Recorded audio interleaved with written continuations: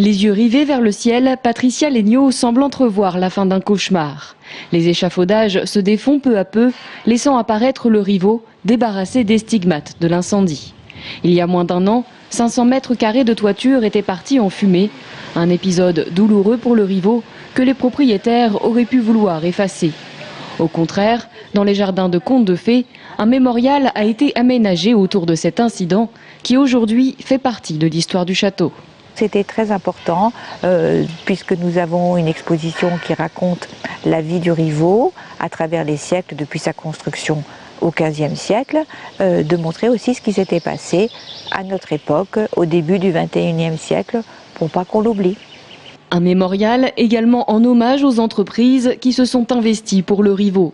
60 mètres cubes de bois neuf et 70 000 ardoises auront été nécessaires pour cette opération réalisée en un temps record, 6 mois seulement. Car pour les propriétaires, il était hors de question d'attendre. C'est pourquoi ils ont également choisi d'investir leurs fonds propres dans cette reconstruction plutôt que d'attendre une éventuelle subvention. Ça aurait été beaucoup plus long d'attendre des aides de l'État. On n'aurait pas pu le faire aussi vite. Donc on a pensé que pour ne pas décevoir nos visiteurs, il était beaucoup plus intéressant de le faire comme ça, parce que le Rivaux c'est aussi un site touristique, il doit vivre et on ne peut pas attendre trop longtemps, parce qu'après les gens perdent l'envie de venir, ils sortent des sentiers battus, et donc il faut absolument au contraire le faire connaître le plus possible.